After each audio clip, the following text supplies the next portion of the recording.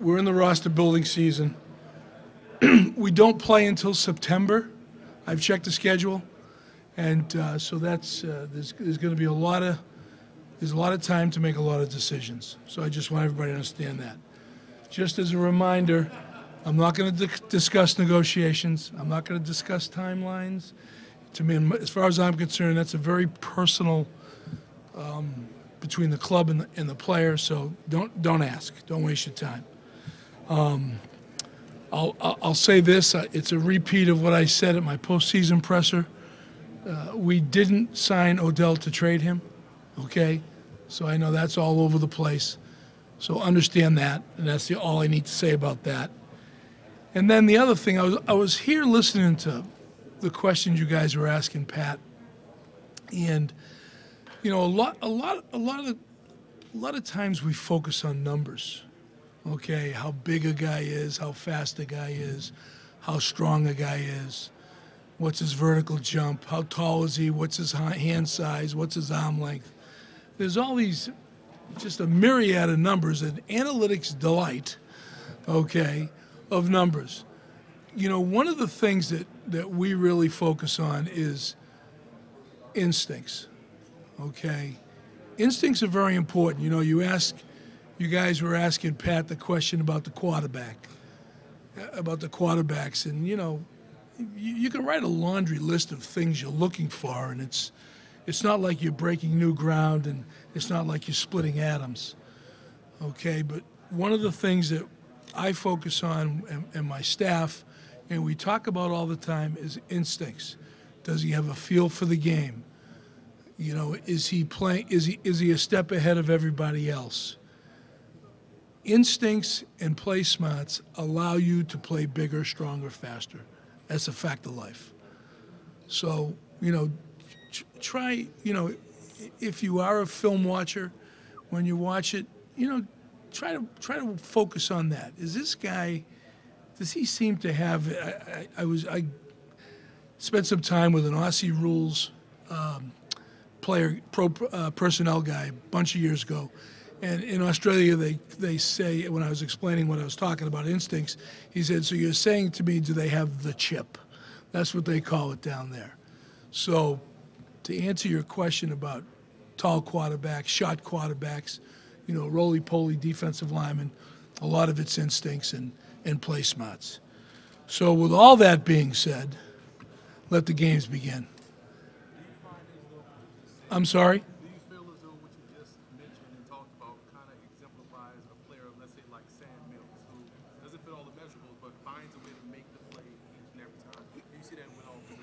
You do, you know, and it's really funny, you know, obviously, you know, and I've said it before, it's a big man's game. You know, you talk about it all you want, you know, the game's changing and everybody's, you know, going crazy about all the stuff the college guys are doing.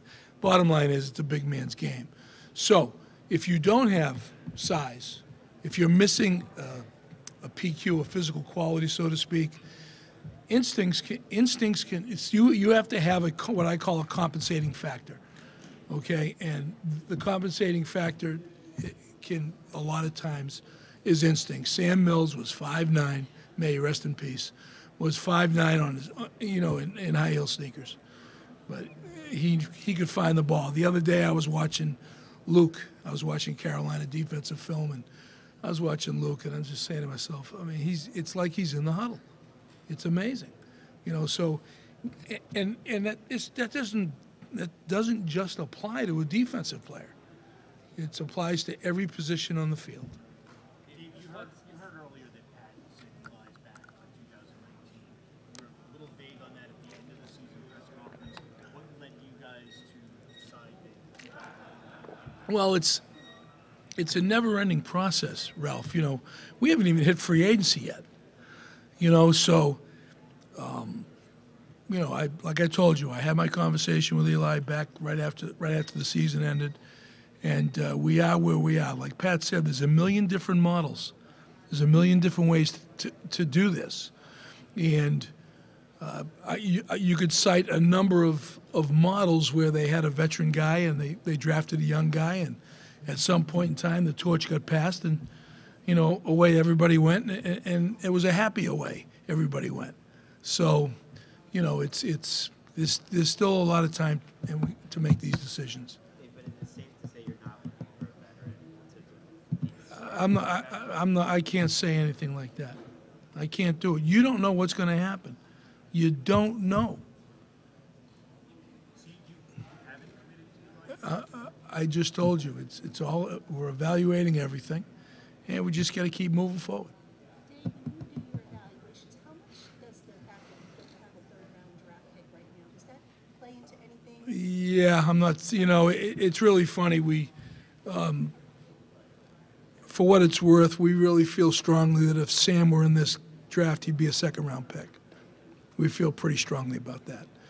So while it's aggravating that we don't have a third, I mean, it's Sam steps up and he's doing really well with his rehab and everything. The surgery went well, and so if he's the guy we believe he is, then we won't be mad. not asking about negotiations long term with Landon? You have a deadline next week with Landon. I guess. So says the NFL. If they say it, you got to believe it. Will you tag him regardless of negotiations just to make sure you have him for 2019? We're still evaluating. How important is it to have him back on your team? Well, like Pat says, you always want players on good players on your team. But Jordan, whoa. Jordan, here's what everybody has to understand, okay? You got 53 players on your club and you got a salary cap, right? Okay? You don't have 53 silos. Decisions like this cannot be made in a vacuum. You can't do it. So it's a process. Dave, you talked about your film study you were going to do on Eli. Just curious what you saw when you look back, if that's what you saw when things were happening live, and if that's kind of guiding you to where you were. The short answer is yes. Okay, you want a little more than that? The short answer is yes. Really and truly, like Pat said, we came in and it was a whir, and we evaluated the team as best we could, made decisions, moved forward, and we'll feel very strongly we made some good strides. Okay, at the end of the day, we saw what Eli was capable of once we gave him help. He still can make big league throws. He can still make the NFL throws. And, it's I say it all the time, it's the ultimate team game. It is. Because 10 guys, do everything perfect, and the offensive lineman falls down, the guy gets whacked. So to answer your question, we looked at Eli and we feel good about him. Philosophically, though, and Pat talked a lot about this earlier, that when everybody is playing at a high level and you play better around him, is that feasible in today's NFL? You need the quarterback to have everything perfect rather than a quarterback who can make the people around him better. I didn't say he needed everything to be perfect. Okay? What quarterback doesn't? What's that? Brady, I think when things break down, he can improvise a little bit more. Well, you're talking about a 38-year-old guy against a 21-year-old pup. I mean, you have to. Here's what I'm going to say. And I've really been thinking about this. I had a headache. That's why I hurt myself, I think. I've really been thinking about this. The narrative around Eli for the past 4 years, 5 years since I was gone was really negative. The narrative's been negative. And there's an old saying, you tell a lie long enough, you believe it. The narrative is so negative that when you take that position, most people struggle getting off that spot. Most people struggle saying, I'm going to look at this with fresh eyes. So, for example, all right, when you evaluate pro players, every year is a new year. When you evaluate him, it's a new year. Yes, before he was at this level, But that doesn't mean when you look at him, he's automatically at this level or at this level. You've got to take everything for what it's worth at that time. And I think that the narrative has been negative, and I don't think it's been fair.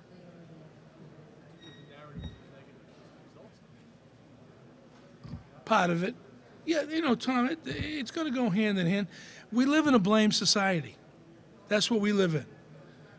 Okay, you know, I got in a car accident, it's his fault. No, maybe you ran the stop sign. You know? Everybody's pointing fingers. No one wants to take responsibility. It's part of it. It's like I said, Tom, it's the ultimate team game. You know? You don't win it by yourself, you don't lose it by yourself. But David, all along, all that being said, at the end of the season, you're pretty clear with the idea of you know your situation at quarterback. Yes, we do. Yep. 38-year-old quarterback.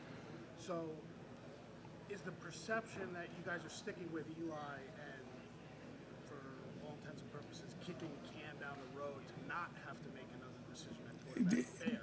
No, it's not. It really isn't. It really isn't. Free agency hasn't played out. The draft hasn't played out. I don't think it's fair. You know, listen, I have this crazy idea that my responsibility is to every decision we make is in the best interest of the New York Giants. Okay? I think I said this before. Ron Rivera used to kid me. He used to say, wait until you have to cut one of your draft picks.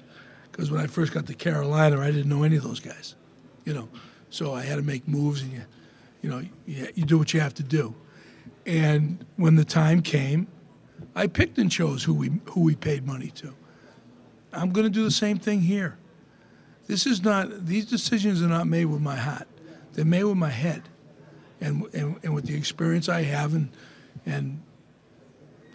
I've been lucky. I've been around a few Super Bowl teams. I know what it takes to build one. I know what it should look like. And at the end of the day, no, I don't think it's fair.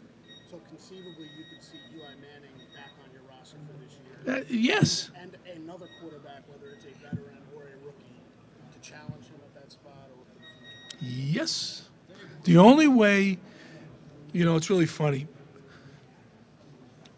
You can't be afraid to draft over a player. Okay?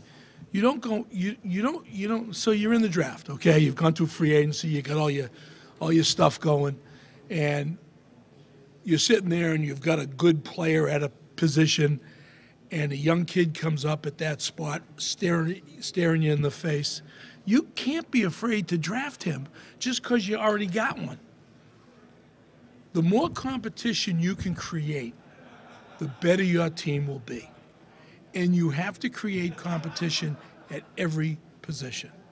You have to. Because if you don't, unfortunately, human nature sometimes takes over, and now the guy gets a little lazy, and he thinks he's anointed, and all that other stuff. You know what I'm saying, Art? So, does that make sense? Have you ever gotten that situation where you look at Eli and think because he hasn't had any competition, or do you think bringing in competition might actually bring his game to the level that you're expecting? Absolutely. Very possible that that's going to happen. Is adjusting the $23.4 million cap number something you consider? I'm sorry? Is adjusting Eli's $23.2 million cap number? Jordan, you have to look at everything. I'm not going to lie. I'm not saying I'm going to do anything. I'm just saying you have to, it's my job. It's my job to take everything into consideration. Dave, what about Beckham? It's a big contract. There's still speculation the Giants. Well, you guys got to write about something, I guess. I don't know. It's like, speculate all you want. I've already made my statement on that. Dave, you expect Olivier Vernon to be the team this year? Again, we're in the evaluation process, I hope I'm with the team this year. Dave, why were you comfortable trading Eli Apple? What did you think of how he did at Rico States? Why was I comfortable trading Eli? Because of the value we got in return, and We thought it was in the best interest of the New York Football Giants. Pay as much attention to him after he goes to Well, you have to. I mean, you can't. Again, I mean, shame on me if I don't check my whole card. You know. So yes, I did. Dave, you've been around Super Bowl teams and you've been around Super Bowl quarterbacks. You haven't like drafted a quarterback. You haven't drafted a franchise quarterback. Me personally, Yeah. no. In the position you're in. I've been spoiled as hell. All right. So you have been spoiled. Oh, you kidding me? Kelly, Elway, Manning, Cam Newton, not bad, huh? But now you're in a Now, ooh, yeah, exactly. what will you use and are you confident that you'll pick the right guy and that will be a major influence on what happens to the Giants moving forward at some point in the next year or two, I would consider. Listen, you know, it's really funny. I have one of the best consiglieres of all time. I talk to Ernie all the time. And what Ernie did for the Giants, it would be a dream for me to do the same thing. Does that answer your question? Two more. I'm sorry? You weigh the long term the quarterback position in your position in draft potentially. How much is the relative depth of talent at that position matter to you in one draft class versus potentially in the future? Because there's a quarterback in next year's draft class that you yourself have scouted, many of your organization has scouted, and chose to return to college. How do you try to weigh this year versus? You know, it's an interesting question. And, you know, I think at the end of the day, you know, you can't say to yourself, I'm going to get him next year. You have to take you evaluate the cues, and you take the guy when the time is, when you believe he's the guy and it's at the right spot. You can't worry about the future because, you know, now someone else is going to say, well, in 2 years there are a couple of college quarterbacks coming out that are really amazing. You know, who knows? But so you know, it's you know, it's like I say to myself, I look at the NBA, okay, and everybody says, oh, you got to tank. We're gonna tank. We're gonna get this. Hey, Jonathan, how you doing, kid? You know, we're gonna do this. We're gonna tank, and we're gonna get this great player. What NBA team has tanked and it's worked? Because they think they're going to get. When they win a championship, we can have a discussion. But until that happens, it hasn't worked. Okay, so at the end of the day, if the right guy is there at the right time, you know, who we think is the right guy, we'll pull the plug. Which is just at the very beginning of the process. You've got Indy, you've got the workouts, we've got private visits, we've got interviews. You can't line them up now. And if anybody has them lined up now, God bless them. They're smarter than me.